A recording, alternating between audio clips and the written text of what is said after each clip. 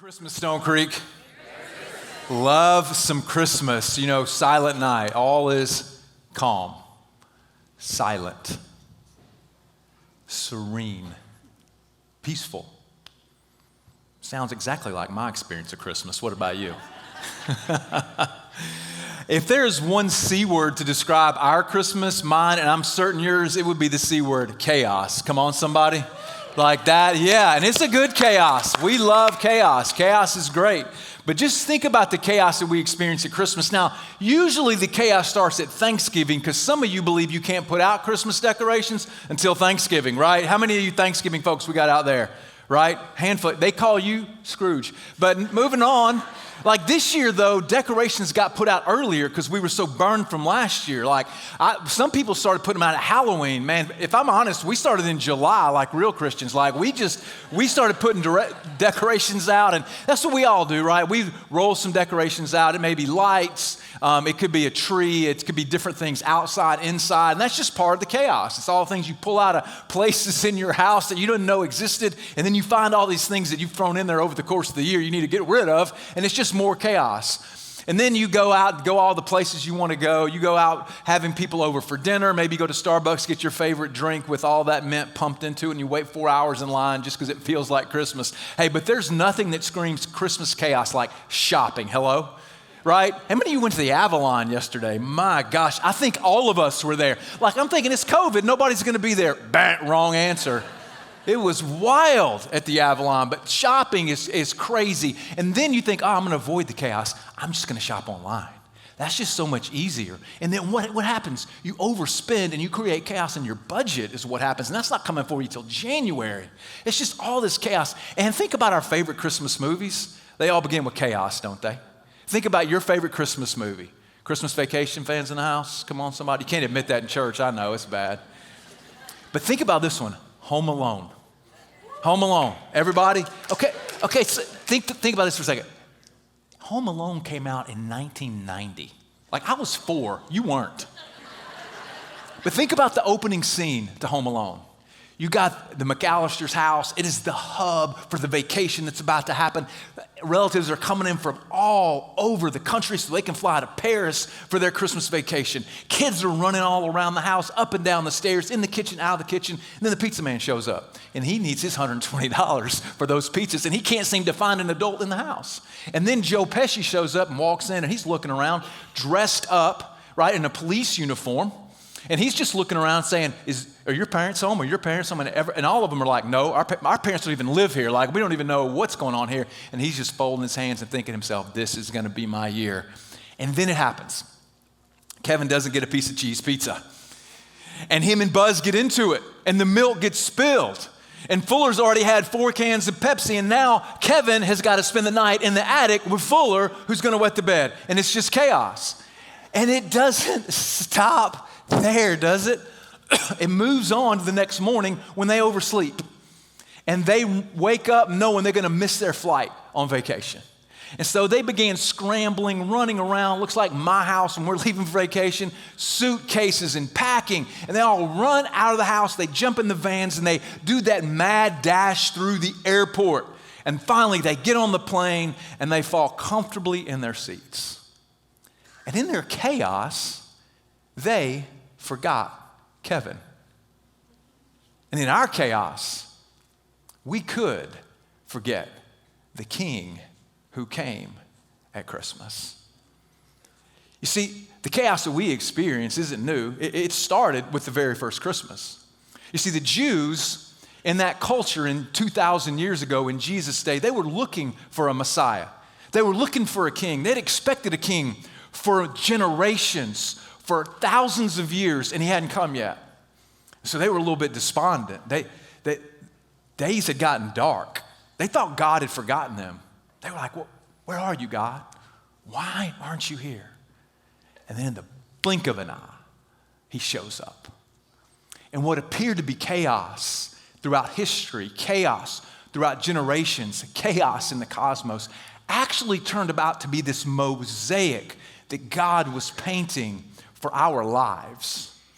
And what we want to do today is just to be able to look at some of the pieces of the mosaic that God used to bring about the birth of our King. And so I've got up here 9 different pieces to the mosaic. And I know what you're thinking. Stephen, 9 is a lot. How are you going to do that in the allotted time? I'm a professional. Trust me. So in Matthew chapter 2 is where we're going to pick up the particular story for today, in Matthew chapter 2. In Matthew chapter 2, obviously Matthew is an eyewitness to the account and the birth of Jesus, and he's writing from this Jewish perspective. And it says this, it says, after Jesus was born in Bethlehem, that's a piece of the mosaic, of Judea in the days of Herod the king, behold, wise men from the east, wise men, they'll be part of it, they came saying, where is he who has been born king of the Jews? For we saw his star, another piece of the mosaic, when it rose, and we have come to worship him. And when Herod, another piece of the mosaic, the king heard this, he was troubled, and all of Jerusalem with him, and they assembled all the chief priests and the scribes of the people. And he inquired of them where the Christ was to be born. And they told him, in Bethlehem of Judea, for so it is written by the prophet, and you, O Bethlehem, in the land of Judah, are by no means least among the rulers of Judah. For from you shall come a ruler who will shepherd my people Israel. Then Herod summoned the wise men secretly, and he ascertained from them what time the star had appeared. And he sent them to Bethlehem, saying, go and search diligently for this child. And when you have found him, come tell me, bring me word that I too may come and worship him. Although he didn't really want to worship him, he wanted to kill him. And after listening to the king, they went on their way, and behold, the star that they had seen when it rose went before them until it came to rest over the place where the child was. And when they saw the star, they rejoiced exceedingly with great joy. And going into the house, they saw the child with Mary, his mother, and they fell down and worshiped him. Then they opened their gifts of gold, frankincense, and myrrh. And being warned in a dream not to return to Herod, they departed to their own country by another way. Now, when they had departed, behold, an angel of the Lord appeared to Joseph in a dream and said, rise, take the child and his mother and flee to Egypt and remain there until I tell you, for Herod is about to search for the child to destroy him. And he rose, took the child and his mother by night and departed to Egypt. And he remained there until the death of Herod. This was to fulfill what the Lord had spoken by the prophet. Out of Egypt I called my son. And so the first piece that we see, the first piece of this mosaic that we should look at are the promises of God that a king was coming. That God actually promised. And so I have here as part of that first mosaic a scroll because God promised through what we call prophecy. And so God had given many promises throughout the years about how the king would come and when the king would come and where the king would come. And so as the king begins to come, these prophecies all begin to come true. Now, these promises of God actually are exactly what the gift would be and where it would show up. Now, we go about it a little differently. Like, we want the recipient to tell you what the gift's going to be. Like, we make lists for gifts, don't we? We'll write a letter to Santa Claus. Anybody doing that this year? Write a letter to Santa Claus, or we'll have an Amazon wish list. That's the new version of a Santa Claus letter. Like some of you may not want to be so forward, so what you'll do is you'll maybe have a magazine with what you want. You'll leave it lying on the coffee table or on the kitchen table, so when you get that new Yeti magazine, you always keep it and you just kind of put it out with that item that you want. Or maybe you just give hints. You'll be walking through a store and you'll say, oh, I really want that Ferrari. Could you get that to me for Christmas, you know? Like, we have a list of things we want, but also we know when we get up tomorrow where the gifts are going to be, don't we? It's not an Easter egg hunt. We know. Now, for some people, like when I grew up, one of the things that we did is we had this formal dining room. The doors were closed off, and we would have some gifts in there, and they wouldn't be wrapped.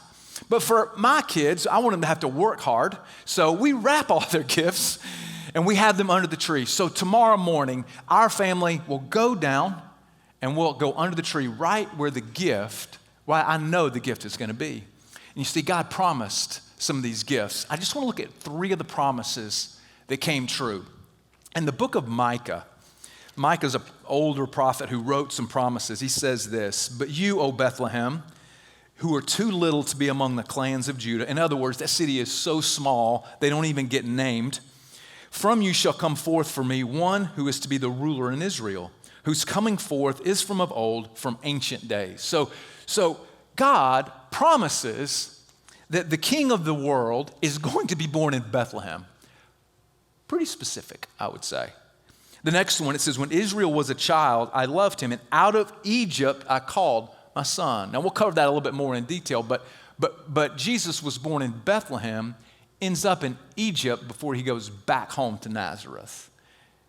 And God promised it. A third one says this, therefore the Lord himself will give you a sign. Behold, the virgin shall conceive and bear a son and shall call his name Emmanuel, which we know to be the Virgin Mary who gave birth to Jesus. Now, those are some pretty specific prophecies. Now, I don't know about you, but like if I'm ambiguous at all about my ability to come through, I'm hedging my bets. I'm gonna be a little more vague about the answer. Like I'm not calling 8-ball in the corner pocket unless I'm like 6 inches away. But God seems to stack the deck against himself. Just to put in perspective with the odds of just a few of these prophecies happening, specifically 8 prophecies, just to put this in perspective, the odds of you being struck by lightning are 1 in 700,000. Aren't you glad you knew that today? a little negative, but the odds of you being elected president, 1 in 10 million. And you're like, I wouldn't take that for $10 million, probably. Man, the odds of you actually winning the lottery, 1 in 200 million. Hey, if you do win the lottery, by the way, 10% Stonecreek Church, right? That's how that goes. Man, the odds of a meteorite landing on your house, 180 trillion. Probably not going to happen. The odds of 8 prophecies, 8 promises coming true, 1 in 10 octillion. 27 zeros. A guy named Peter Stoner, love that name, actually wrote this, studied this, developed this. And God, in all his wisdom, all his sovereignty, was able to go through history making promises about where and when and how and who the child would be. This is a pretty important piece of the Mosaic, just the promises of God. You know, what happened after all these promises, though, was that God was silent. Didn't say anything. Didn't offer any more promises. Didn't seem to be coming through. Didn't seem to be answering prayer. Man, didn't seem to be doing anything. And if we're honest, all of us in the room would say we've experienced that. If we have any category for God at all, will be those times when, God, where were you? Hey, God, why didn't you show up? God, why did this still happen? And if we're not careful, what will happen is we'll take matters into our own hands when it seems like God is silent. It reminds me of a time when I was a kid. I was 6 years old, and at our house, you couldn't get up for Christmas and Christmas gifts until 6:30. I mean, the sun was going down at that point. It was so late. And so I woke up when I was 6, and it's 4 in the morning. And I took matters into my own hands. I snuck into my mom's room, and I set that clock ahead from 4 o'clock to 6:30. I'm brilliant. So we all go in the kitchen, kind of get ready, me and my mom and dad and my sister. And my sister was more brillianter than I was. She looks up at a clock, and there happens to be a clock, you may not know this, on the stove in the kitchen, because I didn't. And she says, it's 4 o'clock. I'm like, it's not 4 o'clock. It's mom's clock said 6:30. Now, back then, there was no cell phone for you to verify the time. You know what you did? You called the time and temperature. Anybody remember that? You would call the time and temperature. My mom is more brillianter than I am. She calls the time and temperature, and as she's listening, she just gives me the eye. I'm like, what? I didn't do anything. I took matters in my own hands. It didn't turn out so well for me. And that's what happens in life. And here's what we need to know. That just because God is silent doesn't mean he is still. Just because God is silent, we can't hear him, we can't appear to see him, doesn't mean he's not up to something special. You know, in Galatians chapter 4, it says that at just the right time, in the fullness of time, God sent his son for us. Like, what was the right time? Why then? Man, this takes us to the next piece in our mosaic, which is actually world history. You know, at that particular time in world history, Rome had risen to power. And this is a history book that just represents Rome and all of Rome's power. Now, Rome was one of the governments that we actually look to for so many things. It is one of the empires that is considered one of the greatest empires in history, economically, educationally, engineering that we got, the arts that we got from them. But there's a couple of things specific to Rome that actually helped the church of God and God's message go forward. Number one was during the time of Rome was this thing called the Peace of Rome. It was 200 years of pretty much tranquility and peace. And they had a common language called Koine Greek. So everyone in the empire could speak Greek, even if it wasn't their primary language, which the reason why Rome wanted to do that was obviously economic reasons, so for trade to be able to go all over the empire. And then also they had a common road system. Up until that point, roads were just kind of shoddy, and if you came to a place where there was water or marsh, you weren't ever really able to get over it, and it was very dangerous to travel. And because Rome needed to manage its empire, they had a road system where they could use it to take troops wherever they needed to. It actually opened up trade throughout the entire Roman Empire, so that when the time came for the message of Jesus to move forward, God used history. God used a ruler named Caesar who thought he was pulling all the levers for what was happening, when actually God was behind it all, orchestrating and moving and guiding and sending. So we have the Peace of Rome. It's just extremely important as we look at what it means for this mosaic to be painted. But then after that happened, is when God was ready to break his silence, man, he needed someone to come and say, hey, it's time. He needed someone to come and say, hey, pay attention to that. And that someone, that announcer that God picked was this guy named John the Baptist. Now, some of you Southern Baptists think that that's John the Southern Baptist, but it's not. This is John the Baptizer. And his symbol in the Mosaic is a sandal. And I want to explain that to you. Now, John was actually a cousin of Jesus. And so in the prophecy, the promises, God said he'd send somebody to run ahead, to run interference for Jesus. Much like you have someone gives a nomination speech when someone is nominated for president. Much like you have kind of an opening act at a concert. You know, if you've ever been to a talk show, like I've been to Letterman and went to this really classic one called Kelly and Ryan. You've heard of that? It's pretty amazing. And so they have a comedian that opens up for you. Why? Get people laughing, help people know what to expect, tell them when to applause, tell them when to stand up, all the things, right? This was John's job. John's job was to look at Jesus and say, he's the guy. That's the one you've been looking for. Now Jesus said of John, he said this, those born among women, nobody's greater than John. That's a pretty high compliment. So you have Jesus, you have John. But here's what John said about himself. He says, I'm not even worthy to untie his sandal. He's the one you've been looking for. And so John comes and John announces that Jesus is coming because the prophecies promised that the forerunner would come and show up. Now John's mom was pregnant at the same time that Mary was pregnant with Jesus, which leads us to the next piece of the mosaic, Mary and Joseph. I think we have some preconceived ideas about Mary that I want to debunk this afternoon.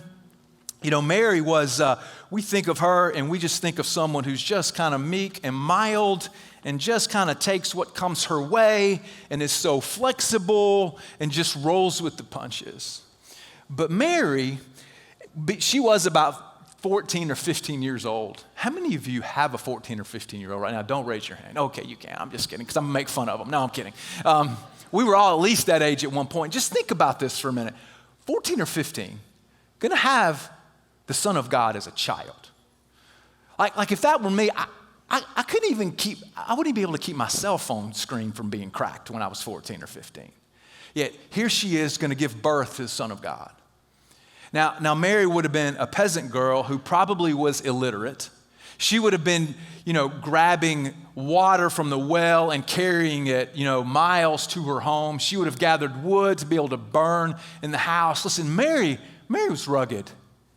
Listen, Mary was a lot less like Cinderella and a lot more like Katniss Everdeen. Mary gets met by an angel who tells her the story. And most people in the Bible, when they meet angels, it's face first. They're scared to death. But Mary doesn't wilt. She doesn't waver. She doesn't panic. Also, Mary's job is to raise a child knowing she would watch him die. Like, what kind of strength would that take? So you have Mary, rugged, strong, faithful, believing. This is who Mary was. And of course, she married Joseph. And at the time, this time in the particular story, they're just engaged. They're not married yet. And so Joseph, can you imagine the conversation after Mary's pregnant? Like, how does that go down? When Mary's got to tell him, oh, I'm pregnant. And Joseph's like, I took 9th grade health. I know how that goes. They're just probably out at Applebee's on a date night. Bourbon Street steak with an Oreo shake, whipped cream on the top, two straws, 1 check. Girl, I got you. And they both lean into that straw, that Oreo shake. And she tells him. Now, this speaks to Joseph's character, because Joseph, in that culture, clearly could have dismissed her, could have made it public. He decides quietly that he's going to just put her away quietly until he's told by the Lord that, no, it's going to be okay. And Joseph, man of character and integrity, strength, faithfulness. Would to God that we have more men like that. And Jesus is born in their family. Man, what did Jesus learn in that family? And what was it like to have 2 parents who were strong and loving and kind and faithful and humble? Man, this is how Jesus grew up. This is who he was born to. Now, Mary's name literally means rebellion. If you look up Mary's name, Mary means rebellion.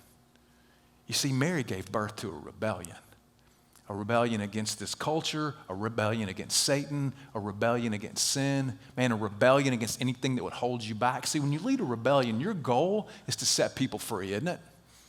And this is what Jesus came to do. And even though God flipped the script on Mary's life, and she didn't get to say yes to the dress, Mary gave birth to a rebellion that we're all beneficiaries of. And so Mary and Joseph, now they find their way, as we know, to Bethlehem. And as tradition would have it, as the Bible would teach it, Bethlehem, there was a star placed over Bethlehem. And that's how the wise men found it, that we'll talk about in just a second.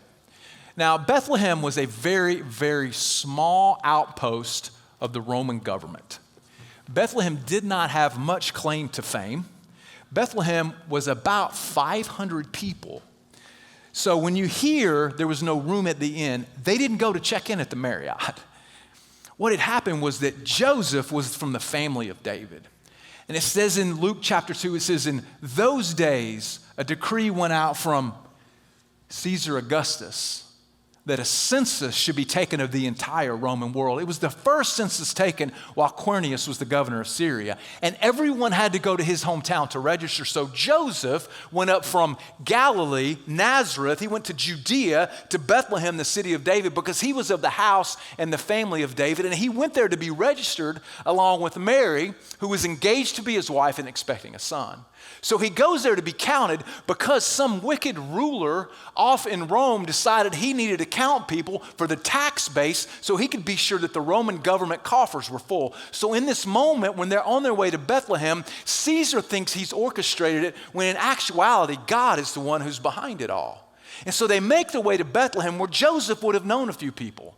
Because it was where his family was from, he would have been knocking on doors. And in that culture, hospitality was your claim to fame. And if you weren't able to provide hospitality, it actually brought shame on your family. And so Joseph goes and knocks on doors, and nobody has room for him. I'm like, do you have family like that? They knock on it, it's all full. You can't come in. They wouldn't have done that because they didn't like him. They would have done that because there was no room in the guest room. So what do? They let him hang out with the animals. So probably behind the little house that he went to, there was a cave dug into a hillside where the animals would have lived. So Mary and Joseph go back there. And while they're there, who knows how long it could have taken. Our preconceived idea is that, she was pregnant on a donkey and then the next day she had the baby. Probably she'd been there a few months. She has a baby. She puts him in a manger. Now imagine, you put your child in your dog food bowl. This is what she had. Why would God do that? Why Bethlehem? Why the promise of Bethlehem? Why a manger? Why in poverty? Because poverty's chaos. Just proves to all of us that God's approachable, that God's accessible, and God's available. Like whatever's happening in your world, like God's available. You know, and he may seem silent, and he's powerful enough to align all of these different mosaic pieces, but he's personal enough to step into your life. That's why we have Bethlehem. Now, the first visitors that Mary and Joseph received were some shepherds.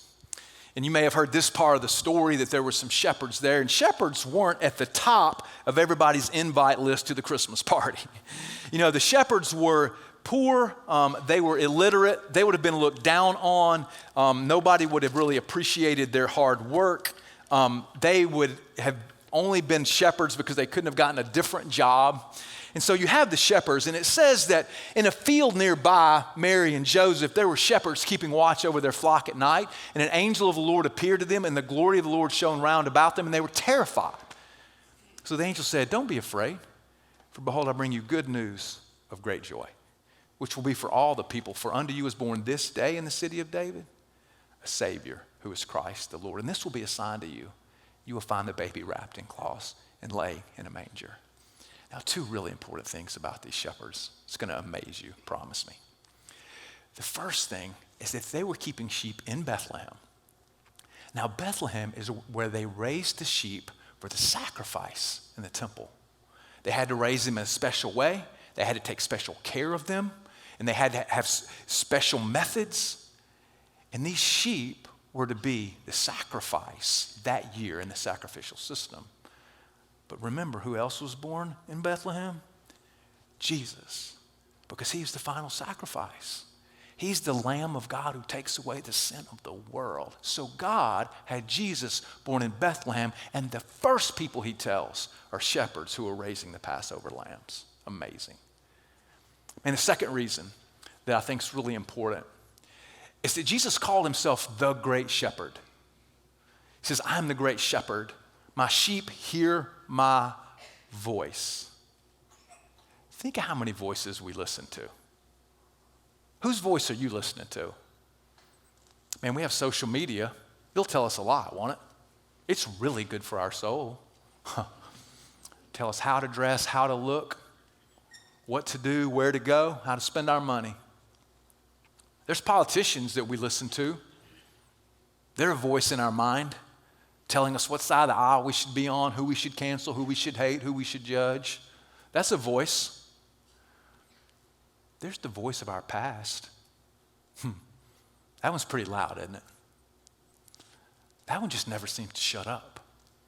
That one just seems to say the same things over and over and over and over again. But what if you listen to the voice of the shepherd, the one who came for us, the one who has a track record of being trustworthy, the one who always has good for us, the one who can change our soul, the one who said he'd never leave us or forsake us, the one who said, "Follow me." Like, what if we listened to that voice? And how would our 2022 be different? So you have the shepherds kind of as the very first guest that we see in the Bible. And the next one we see are the wise men. How many of you guys have a nativity scene with the wise men in it? Handful? Nobody. Y'all need to get with it. So you have the wise men in the nativity scene. And so the wise men are some interesting characters. Now, we like to think that there were 3 wise men, but more than likely there was about 30. But 30 would not fit across your mantle in the nativity scene. So the wise men, now this one is just going to blow your mind, so stick with me. About 540 years before Jesus was born, the nation of Israel was sent into exile. You guys know what exile is? Like, exile is when you want to be at home and somebody comes and kicks you out of your home to a place you don't want to go. So it would be like the government coming in and says, "You got to move to Alabama or South Carolina," right? We'd be like, no.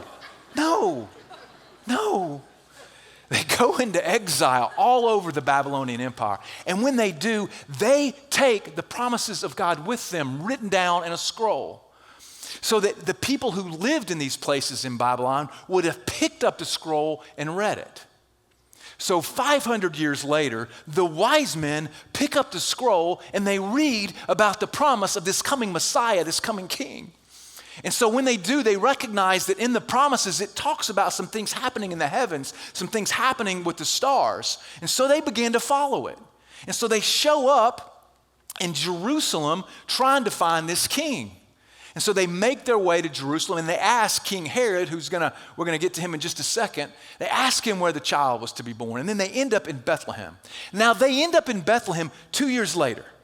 2 years later. So if you have your wise men like right by the manger, you need to move them across the room because it's going to take a while. 2 years later. So follow me on this.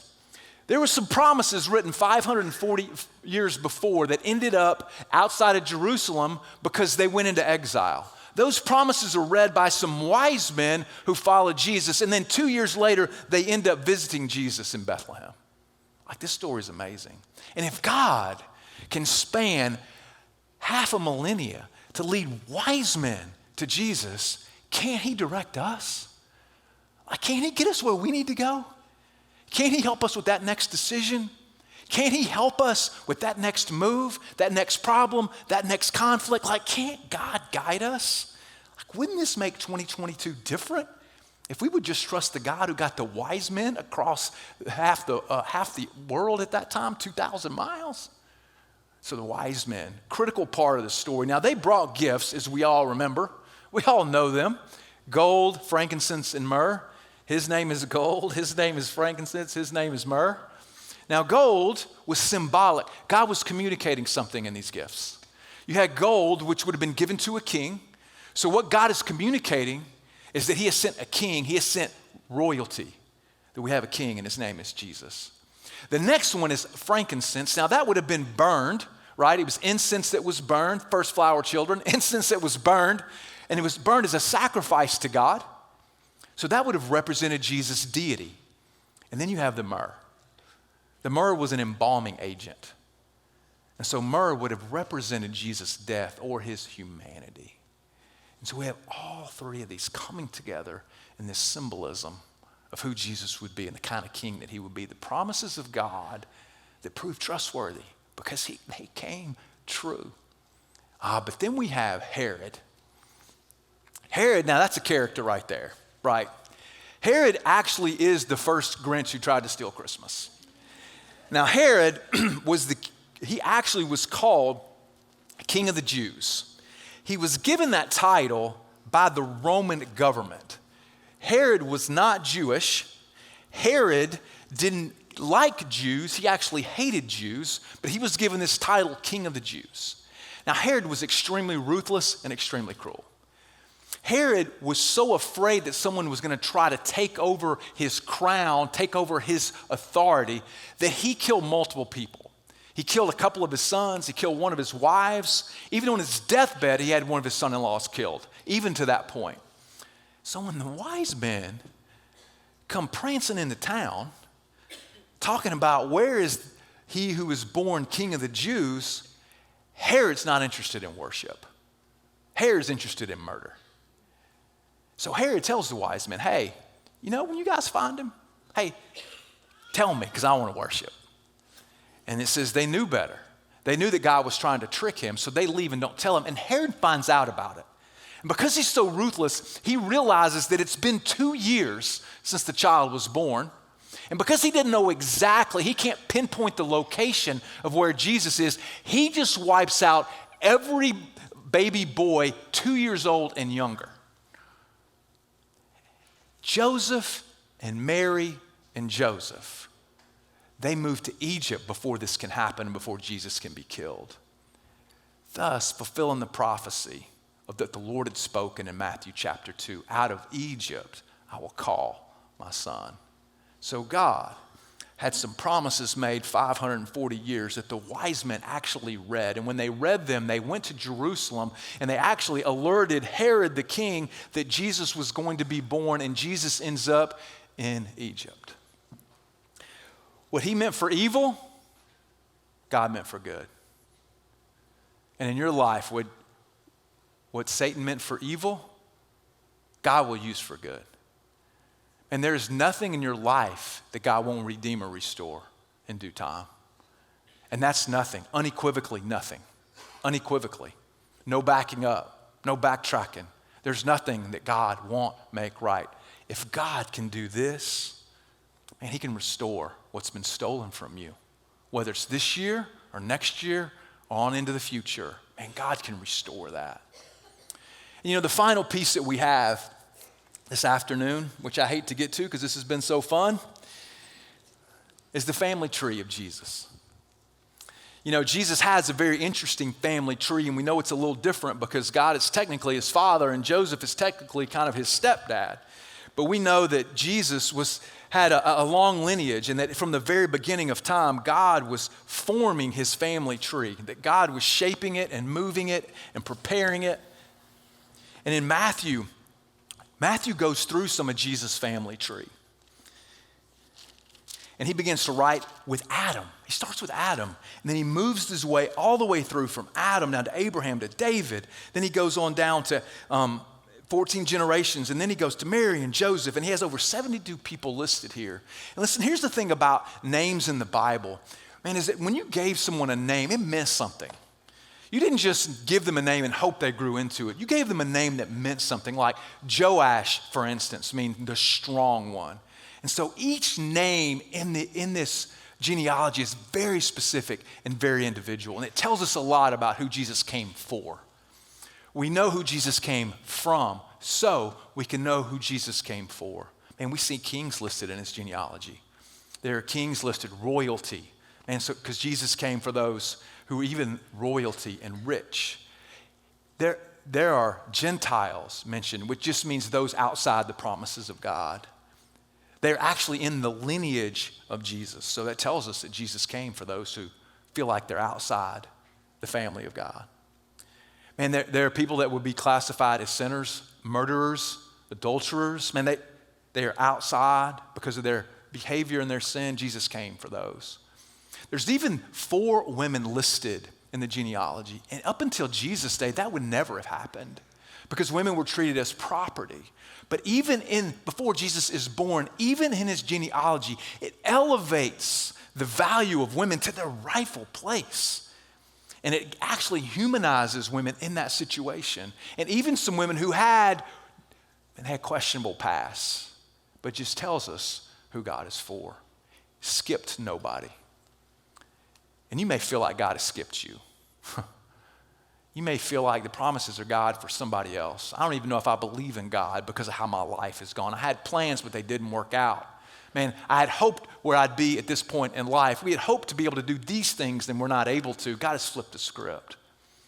And what the genealogy, what the family tree tells us, God has not skipped you. Man, this is part of the beautiful mosaic that God is writing in your life. I hope you see the master artistry of God in this mosaic. How he has engineered space and time and geography and empires and the universe and people's lives so that the king could be born for you. You know, if we were to look at this and just see each individual element in this, it's pretty amazing, but it would be short-sighted if we just looked at the nativity scene as kind of, this is the mosaic of Christmas, and we'll miss out on what exactly happened through all these mosaic pieces. Because you see, what actually happened is that Jesus came for us. That the light of the world, the king of the world, was born in a manger so that we would know he's approachable and accessible and available. That God engineered centuries and millennia and people, and it didn't happen on accident. It happened on purpose, and he promised that it would. And if God can do that, can't you trust him with your life? Man, how different would your 2022 be if you trusted God instead of you? Because nobody's let you down more than you have. Nobody's lied to you more than you. Nobody's failed you more than you. You know who's never lied to you or never failed you? the one who spans time and space, the King, Jesus. Listen, I don't know why you came today. I'm glad you did. I hope you're glad you did. And I hope that you can see Christmas differently, not because you learned some facts about history, but because this is what happened undeniably. Let's pray together.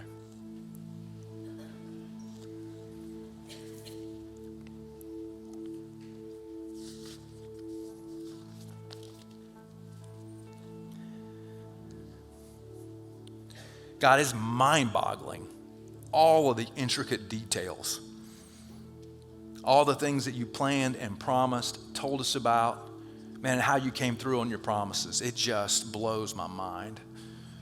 And God, there are times when it seems like you're silent, but Lord, help us to know in this moment, you're not standing still. You're not still. You're not unaware. You're not uncaring. But God, you're up to something. You're working something. You're moving. And God, as we just look back through history, how you have been in charge of everything and orchestrate everything, we just want to trust you with our future. God, I just pray for those in the room who, man, 2021 was just brutal, God. They lost. And it doesn't feel like they're ever going to get it back. And so, God, I pray today would just be a day you breathe some life into them, some light into their heart, God.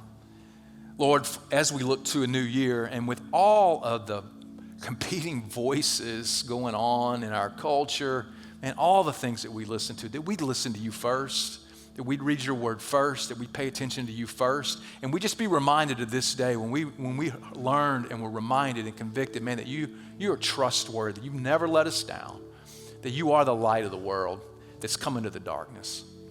And I just pray these things in Jesus' name. Amen. You know, one final promise that God gave in Isaiah chapter 9. He said this. He says, the people who walked in darkness have seen a great light. Those who dwelt in a land of deep darkness, on them a light has shone.